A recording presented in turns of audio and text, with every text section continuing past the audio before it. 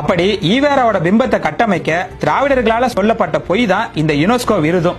உண்மை என்னன்னா, ஐக்கிய நாடுகள் சபையின் அங்கமான ஐக்கிய நாடுகள் கல்வி அறிவியல் மற்றும் பண்பாட்டு நிறுவனம் அப்படிங்கிற யுனெஸ்கோ 1970ஆம் ஆண்டு சர்வதேச கல்வி ஆண்டா அறிவிச்சது. இந்த யுனெஸ்கோவின் கீழே 100 நாடுகள்ல கிட்டத்தட்ட 4000 யுனெஸ்கோ மன்றங்கள் செயல்படுது. ஆனா இந்த மன்றத்தோட செயல்பாட்டிற்கும் யுனெஸ்கோவிற்கும் எந்தவித சம்மந்தமும் கிடையாது அப்படின்னு யுனெஸ்கோட இணையதளத்திலே குறிப்பிட்டிருக்காங்க.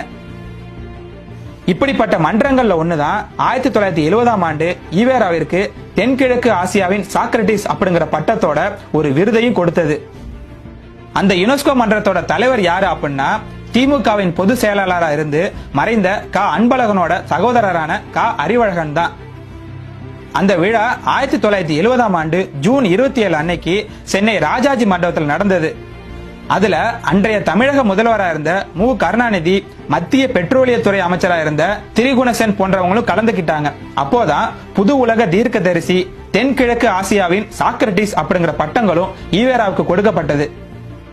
அதாவது அந்த விருதை கொடுத்தவரே திமுகவை சேர்ந்த அன்பழகனோட சகோதரர் தான். அவங்களே விருது கொடுத்துட்டு அதை யுனெஸ்கோவே கொடுத்ததா சொல்லி கதை விட்டுட்டு இருக்காங்க. இதுல என்ன ஒரு கொடுமைன்னா, இப்படி ஒரு விருதை யுனெஸ்கோ கொடுத்ததா பொய் சொன்னதோட மட்டும் இல்லாம அதை வச்சு யுனெஸ்கோவின் பார்வையில் பெரிய